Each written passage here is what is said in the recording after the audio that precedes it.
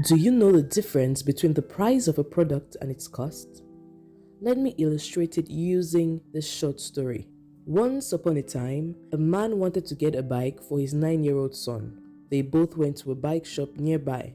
The man was amazed at the $120 price tag. Surely he didn't want to spend that much money on a bike for a 9-year-old. He decided to go to a discount store. After all, the kid was probably going to mishandle it, so why spend all that money, he thought to himself. He finally got one at $75, much cheaper than the other. What happened? 5 weeks later, the handlebars needed to be replaced. It normally would have cost $7, but luckily, the warranty hadn't expired yet, so they got it for free. 2 months later, they still had to get more handlebars, but the bike was no longer in warranty, so they invested $7 for them. 7 weeks later, they were back at the store to replace the entire sprocket, arrangement that collapsed. It cost another $25. Just 2 weeks later, the bike needed a new wheel bearings, which cost $15. Obviously, this wasn't working, and the man finally bought the premium bike for $120. What is cheap often ends up being expensive.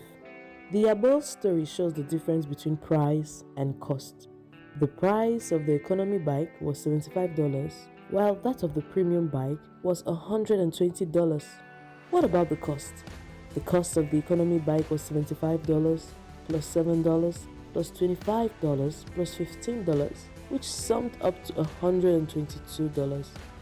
The kid barely rode the bike for about 6 months until it fell apart. However, he rode the premium bike for 10 years without any more maintenance needed.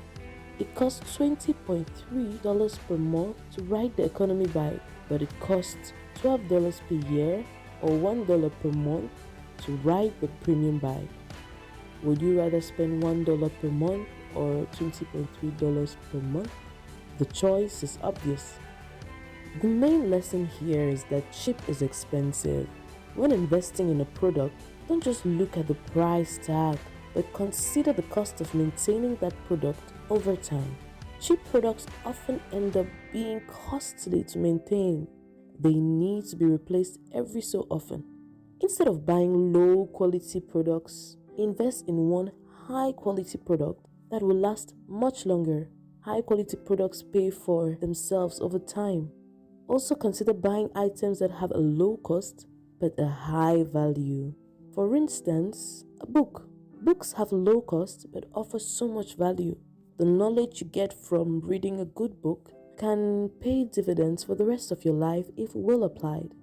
Now you know the difference between price and cost, which you can use to make smart purchases. As always, don't forget to like this video and subscribe for more enriching content. Have you ever invested in a cheap product that ended up being expensive? Share your experience in the comments. Our community will learn from it. Also, please share this with your loved ones so that they can make good purchasing decisions too. Thank you for watching, and until next time, Best Tech remains your best bet.